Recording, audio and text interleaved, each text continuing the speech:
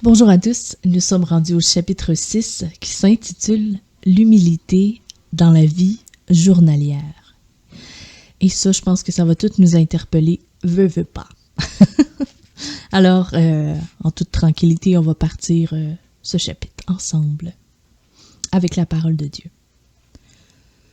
Celui qui n'aime pas son frère qu'il voit, comment peut-il aimer Dieu qu'il ne voit pas? Jean 4, verset 20. C'est une pensée bien solennelle de savoir que notre amour pour Dieu sera mesuré à l'amour que nous manifestons aux hommes dans nos rapports de chaque jour, et qu'il est une pure illusion s'il ne se prouve pas par un amour réel et constant pour nos semblables. Notre humilité doit subir la même épreuve.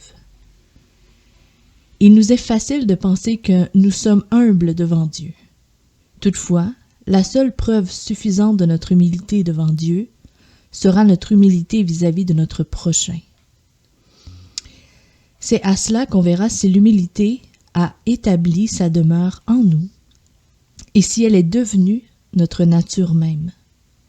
Quand nos sentiments d'humilité deviennent l'esprit même de notre vie, et non pas une attitude que nous revêtons seulement à certains moments, comme lorsque nous pensons à Dieu ou lorsque nous prions, cela se voit dans toutes nos relations avec nos frères.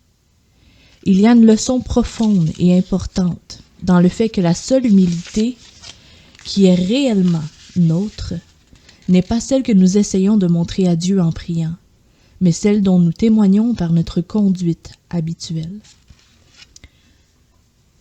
Les détails insignifiants de la vie journalière sont les faits révélateurs de notre caractère, et ils constituent les épreuves en vue de l'éternité, parce qu'ils témoignent réellement de l'esprit qui nous possède. C'est dans nos moments d'abandon, de détente, que nous montrons aux autres et que nous voyons nous-mêmes ce que nous sommes. Pour connaître l'homme humble et voir comment il se conduit, il nous faut le suivre dans sa vie de tous les jours. N'est-ce pas justement ce que Jésus nous enseigne? C'est lorsqu'il entend ses disciples discuter entre eux pour savoir lequel d'entre eux est le plus grand, ou bien quand il voit combien les pharisiens aiment les premières places dans les festins et les premiers sièges dans les synagogues, ou encore quand il donne à ses disciples un exemple en leur lavant les pieds, qu'il leur enseigne l'humilité. L'humilité devant Dieu n'est rien s'il n'y a pas d'humilité devant les hommes. Paul donne le même enseignement aux chrétiens de Rome et il écrit « Par honneur, usez de prévenance réciproque. » Romains 12, 10. N'aspirez pas à ce qui est élevé, mais laissez-vous attirer par ce qui est humble. Ne soyez point sages à vos propres yeux. Romains 12, 16.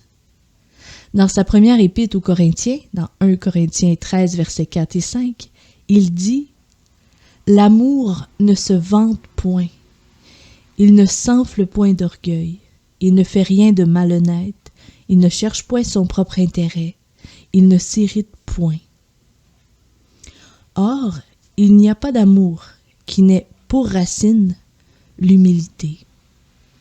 Aux Éphésiens, immédiatement après les 3 merveilleux chapitres sur la vie céleste, il ajoute « Je vous exhorte donc à marcher en toute humilité et douceur, avec patience, vous supportant les uns les autres avec amour. » Éphésiens 4, versets 1 et 2. Aux Philippiens, il est écrit « Ne faites rien par esprit de parti ou par vaine gloire, mais que l'humilité vous fasse regarder les autres comme étant au-dessus de vous-même.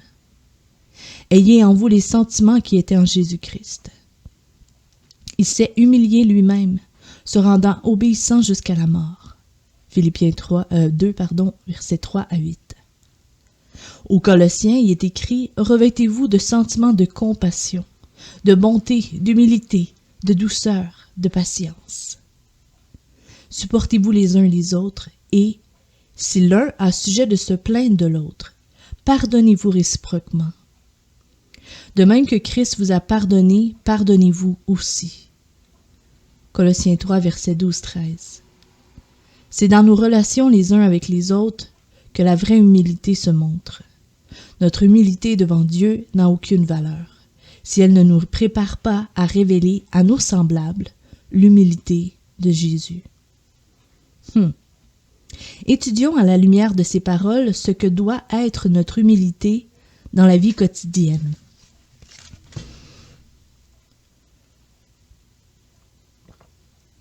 L'homme humble cherche en tout temps à servir les autres et à les regarder comme étant de plus grands que lui-même.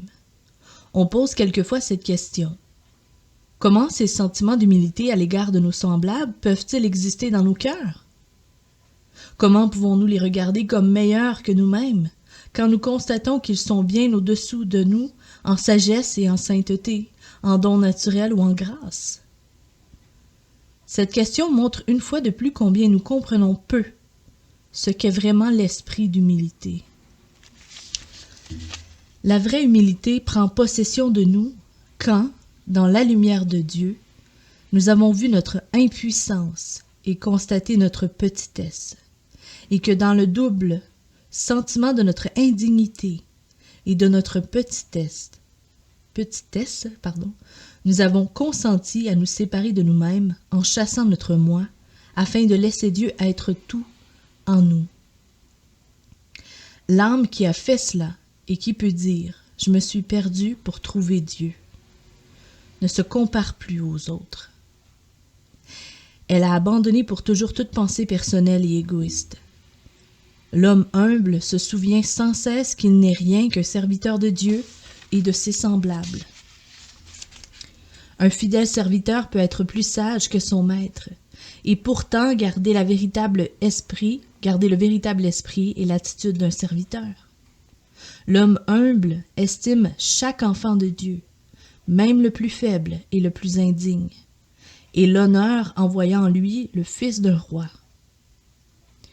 L'esprit de celui qui a lavé les pieds de ses disciples le rend capable de se réjouir d'être serviteur des autres. L'homme humble n'éprouve aucune jalousie, aucune envie. Il peut louer Dieu quand d'autres lui sont préférés. Il se réjouit en attendant la louange qui est adressée de d'autres personnes, alors que lui-même est oublié, car il a appris à dire avec Paul « Je ne suis rien ».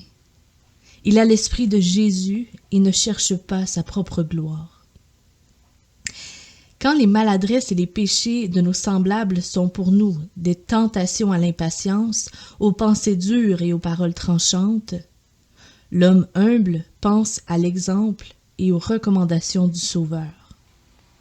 Il sait qu'en revêtant le Seigneur Jésus, il a reçu de lui un cœur plein de compassion, de bonté, d'humilité, de douceur et de patience. Jésus ayant pris en lui la place du moi, il peut pardonner comme son Sauveur lui a pardonné. Son humilité ne consiste pas simplement à se condamner en pensée ou en parole, mais à se revêtir d'entrailles de miséricorde, de bonté, d'humilité, de douceur, comme Paul le recommande.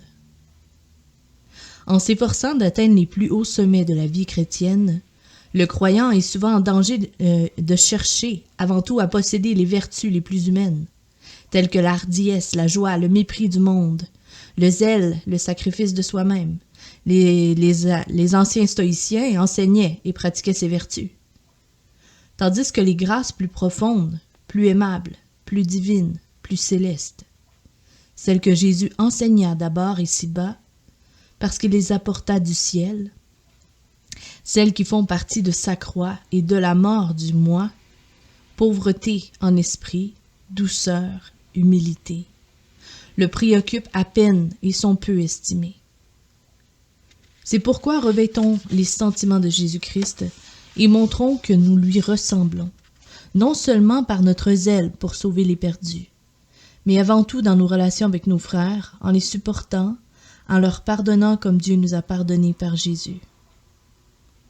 Frères et sœurs, étudions dans la Bible le portrait de l'homme humble.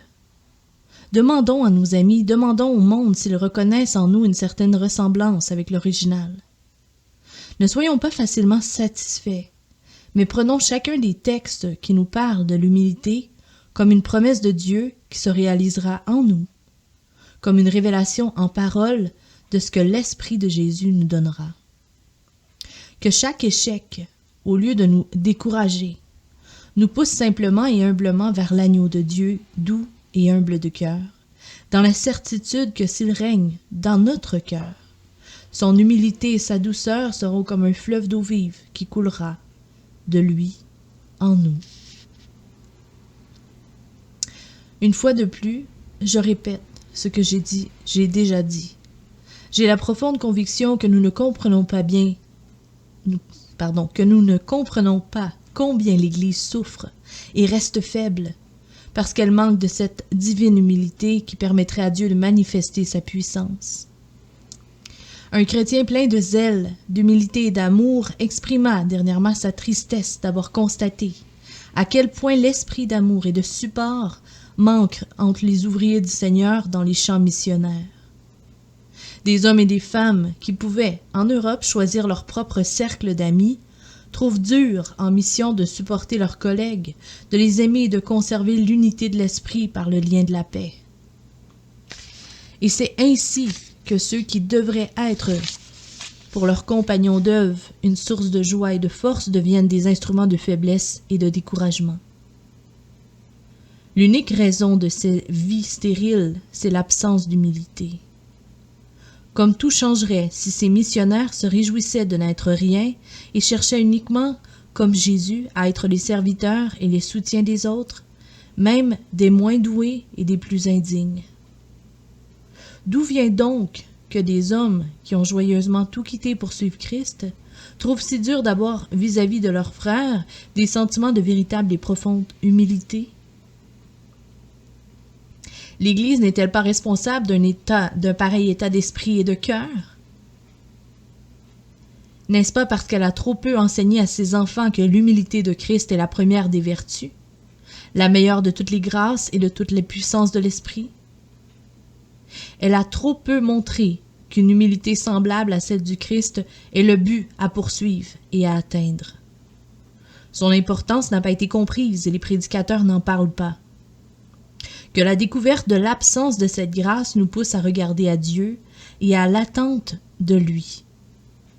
Considérons chaque frère et sœur qui nous éprouve ou nous vexe comme un moyen de grâce, un instrument de Dieu destiné à notre purification, afin que Jésus puisse nous remplir de son humilité. Alléluia. Mettons toute notre confiance dans la puissance de Dieu, étant convaincus que nous ne sommes rien. Alors, n'étant rien à nos propres yeux, nous pourrons, par le Saint-Esprit, nous servir l'un l'autre dans l'amour. Fin du chapitre. À bientôt.